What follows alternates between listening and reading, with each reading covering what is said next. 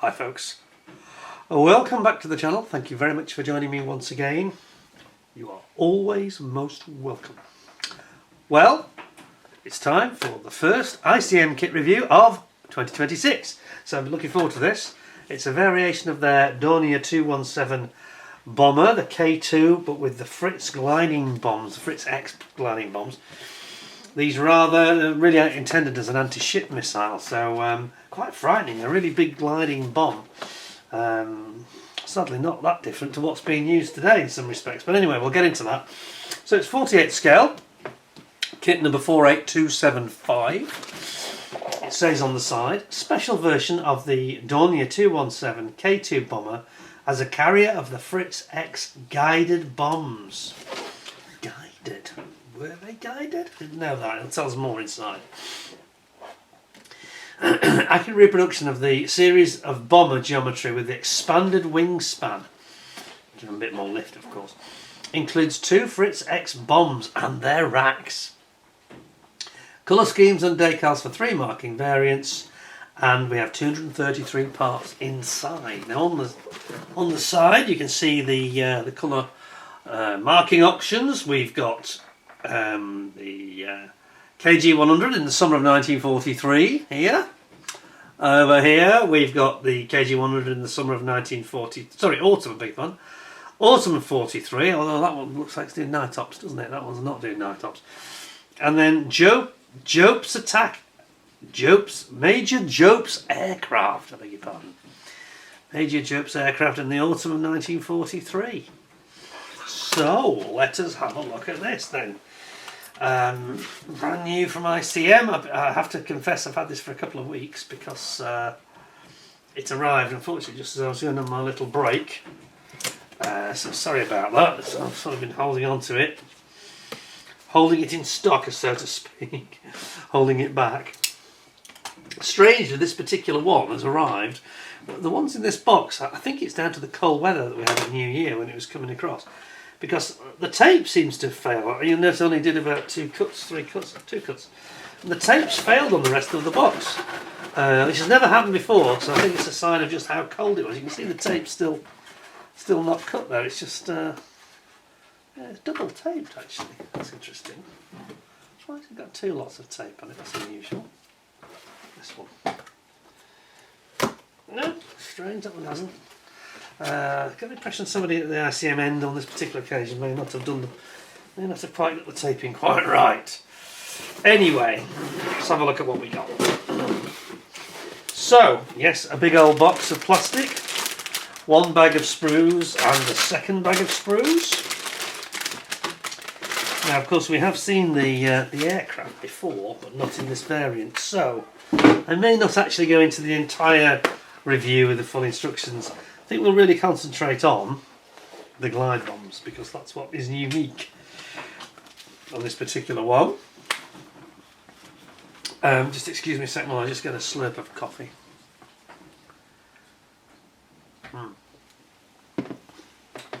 Let's see what we say. As usual, ICM provide us with a really good history. And it says, oh, hang on a minute, there's a bit more here. I've missed a bit. Oh, it's just the talking about the paints and varnishes. It says the Do.217K-2 was the development version of the Do.217K-1 bomber, designed to carry guided bombs Fritz X. The key modification was an extended wingspan of nearly 25 metres. That is a big wingspan, so it is different.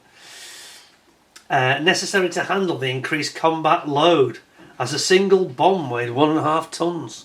So it's an extra 3 tons in weight. Jeez, that's so that's basically those bombs are the same weight as an average car, a normal family car.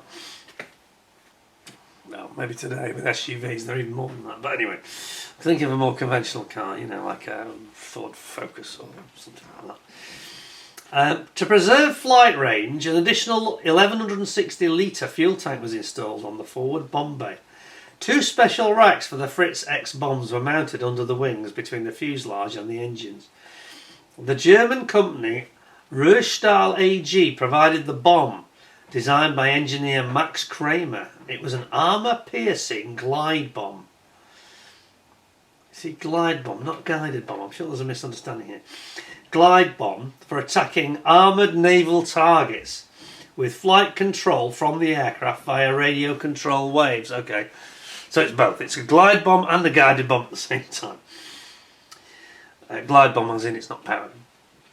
The carrier bomber had to fly at an altitude of at least 4 kilometres. Yeah, because that's for the signal, because it'll have to be high enough to have a direct line of sight, because of the curvature of the Earth, I guess. The Fritz X carried 360 kilograms of explosive and can penetrate 150 millimetres of armour, sufficient enough to destroy even battleships. Gee. The most famous use of this bomber, crew commander Major Bernard Jope, and the Fritz X bomb was the sinking of the Italian battleship Roma on September the 9th, 1943. Sinking of the Italian battleship in 1943.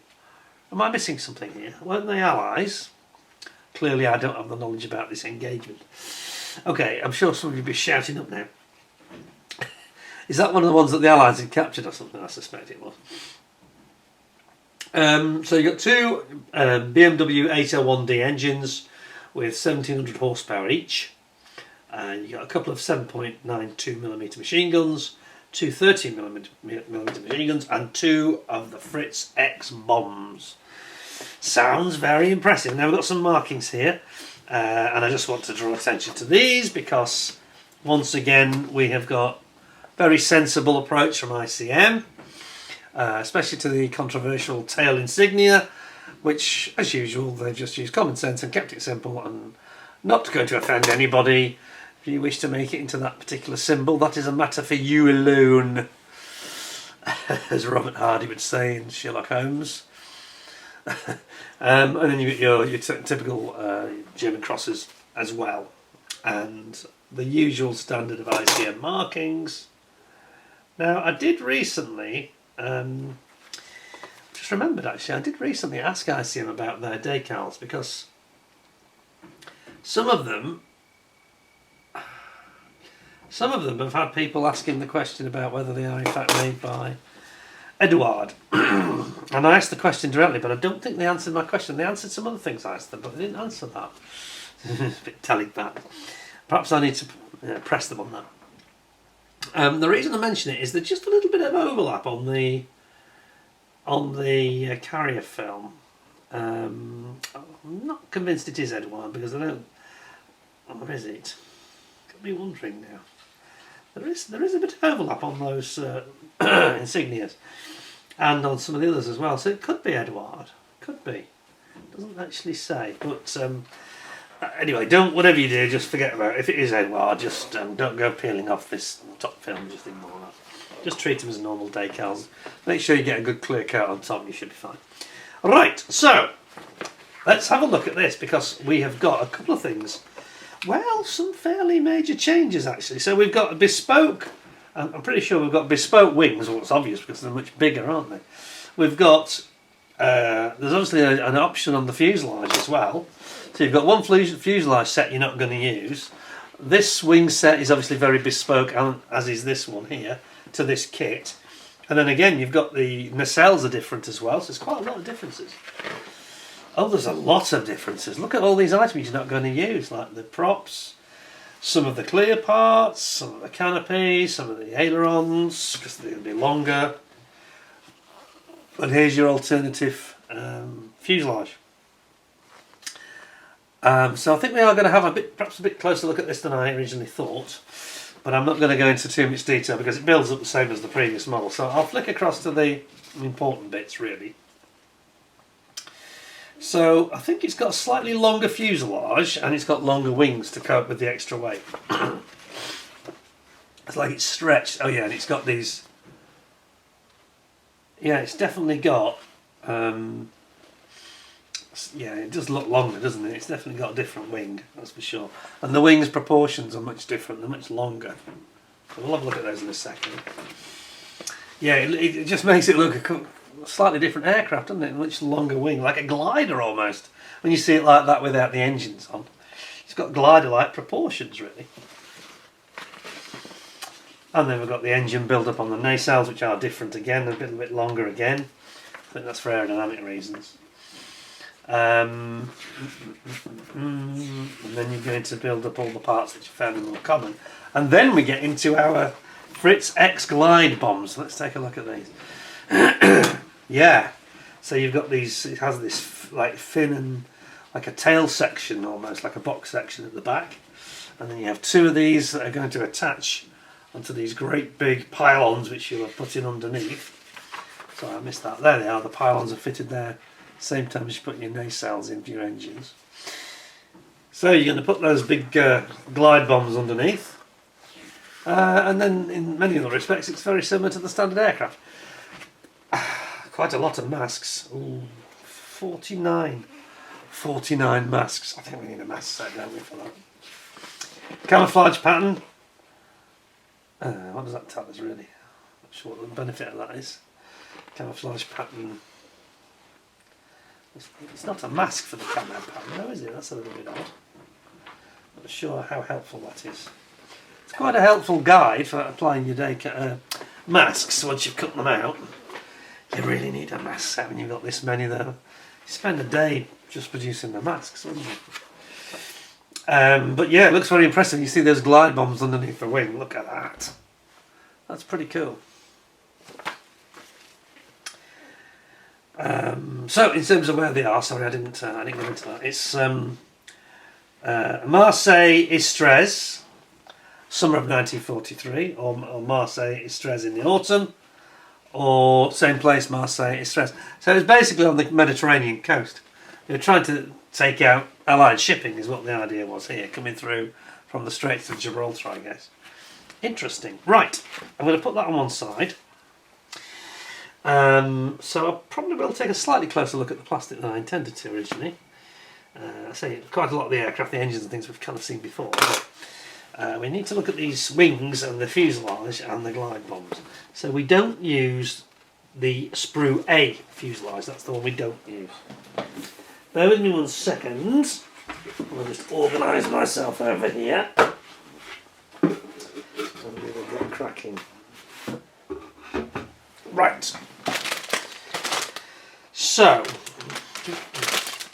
which is I don't really want to spend a lot of time looking at the, yes, that's the one we're not going to use. I'm just going to look at the two fuselages by comparison. Yes, it's definitely longer, isn't it? It's definitely longer, and it has this different frontage on it. Yeah. In fact, they've made it a little bit more aero, so I think this is really the that's really the sprue bag that we're most interested in, is the other one. So look at this one first.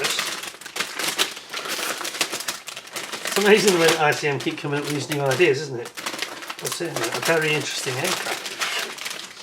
A real threat to Allied shipping, this was. Major threat. So, here we go. So I know that this sprue K, which has got the fuselage on, this is the one you will use, as opposed to this one. And they are definitely different. They're definitely different. It's got a different tail cone on it as well.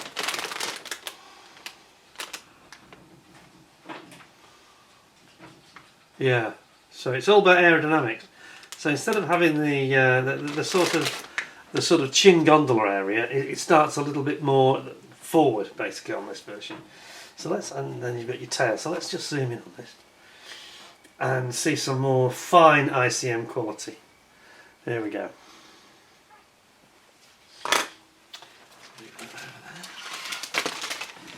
Here we are. So.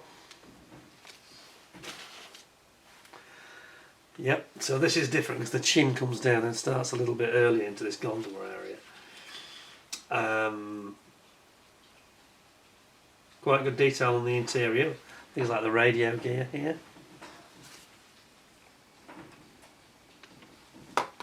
It's nice, isn't it? The usual very fine, subtle panel lining that we've come to love from ICM's factory.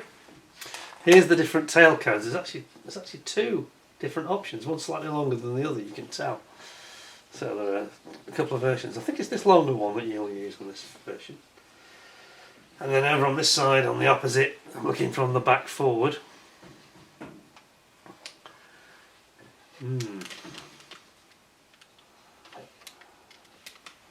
So I'm not sure if they really intended to carry conventional bombs as well. I think that might weigh too much because it's 3 tons just in the bombs. So it's like I say, each bomb is a car, the weight of a car. So it's no small thing at all. What's that one? Then we've got I'm going to have a look at these because I always love the ICM clear parts. They always do kindle joy for me because the quality is so high.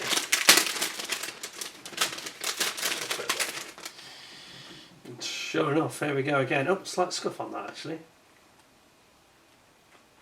It's just got a slight scuff on it. I think it's just it's not in the mould. That's just in the handling somewhere. I don't know if you can make it out. Just about here. There's a slight scuff just there. I think it's in the factory. It's perhaps been a little bit mishandled. Nothing to do with the mould. Polish out in about 30 seconds. That will. No problem at all.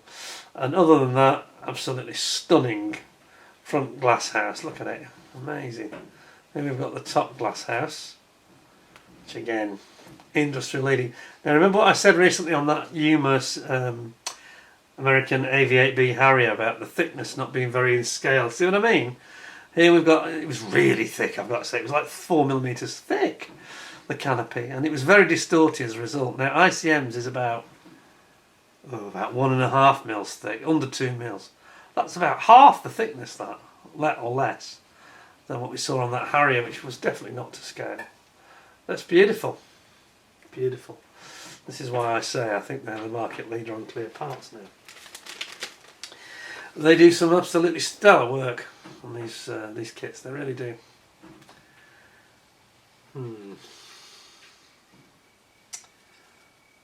It's just shame about a little scuff. That's just been rubbed against something. Probably just accidentally mishandled. They'll be fine. I've got some Tamiya polish that will remove that in a jiffy. So don't be put off by that. It's actually the first time I've seen a scuff on an ICM clear part ever, I think, to be honest. Right, then we've got these alternate. So we've got alternate. What's that? Is that part of the tail cone, or is that the back of the nacelles? So this is the nacelles alternate parts for this version. Let's have a look at this. And again, really, really nice, subtle, fantastic, nice panel lining.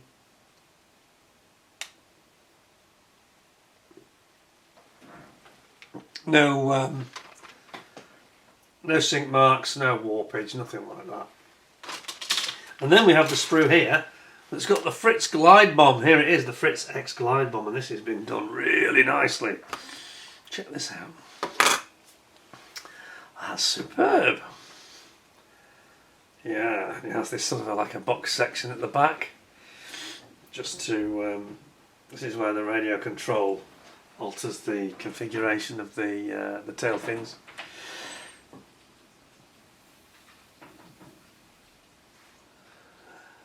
It's a nice bit of moulding, it really is.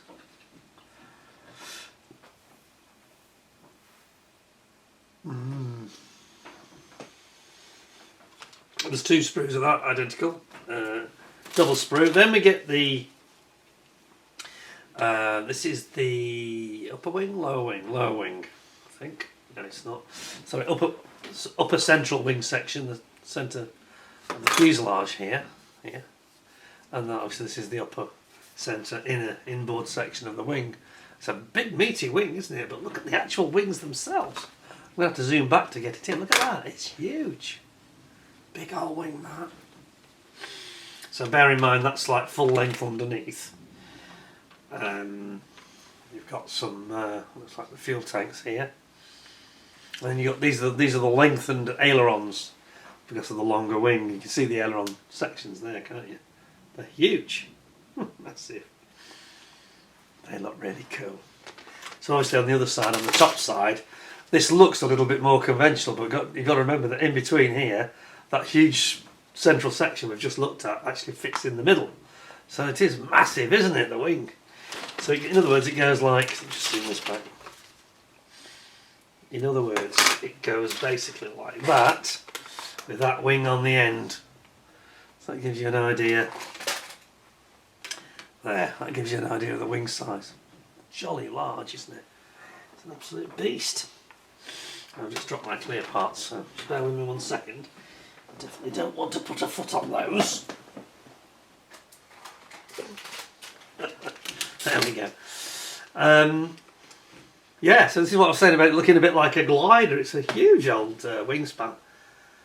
Yeah, it really is. What did it say the span was? Let me just check that. I'll tell you how many metres it is. It's wingspan 25, just a fraction under 25 metres long. Jeez, that's huge. 73 feet, I think it is.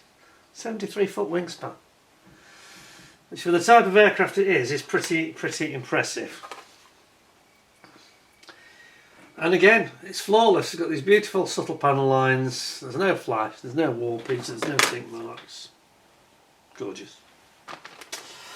So we'll put that away, because that is the bag that's the new parts that we really wanted to see, I think. Because all the other stuff is the same as in the normal kit, which we have seen in the past. And that, by the way, that is this bit I dropped on the floor was the alternative. It's the alternative clear part. And do you know what? I think this is the one we actually use. So the fact that the other one was scuffed suddenly becomes immaterial. So I don't think we're going to use that one. Let's look at this one. Now, would you say there's some distortion here, which I've not seen on ICM before? Let me just clarify exactly which one is going to get used, because we just need to know, don't we? Just bear with me a tick. Just hold on. Yeah, we're going to use 24. Sorry, part 21 it is. 21. 21, which is... Yeah, it is. It's this other one. Well, actually, no, it's just the angle I'm looking at. It is a little bit... If I was brutally honest, and I always am, there's a finger mark there as well. That's clearly not mine, so I've got gloves on. Ah! See somebody's finger mark. So it is this one that we'd use, this part 21.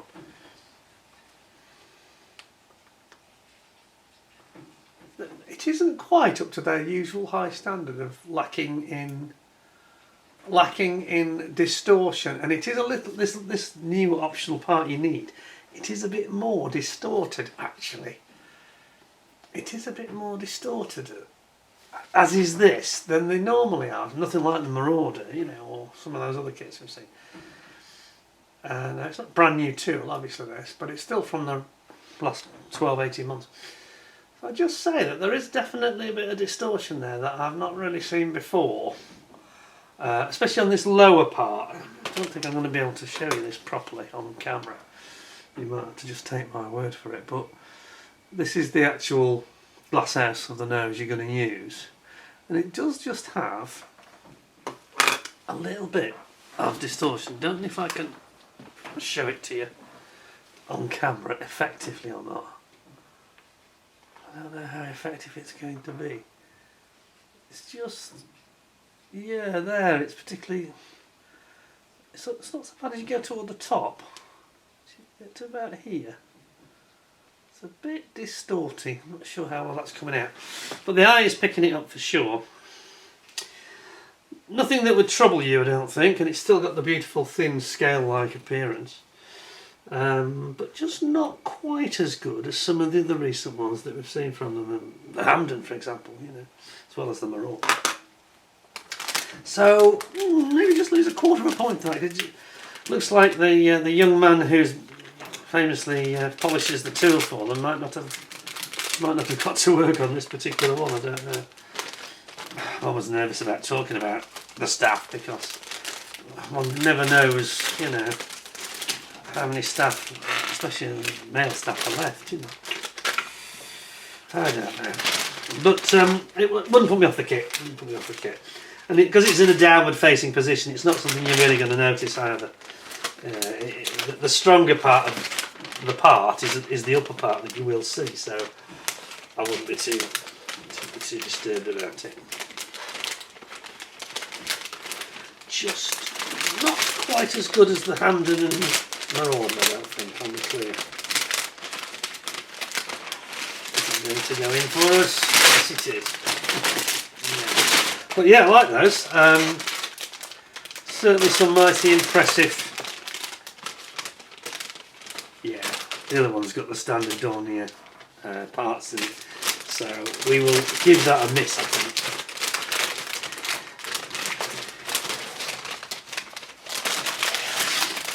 There we go.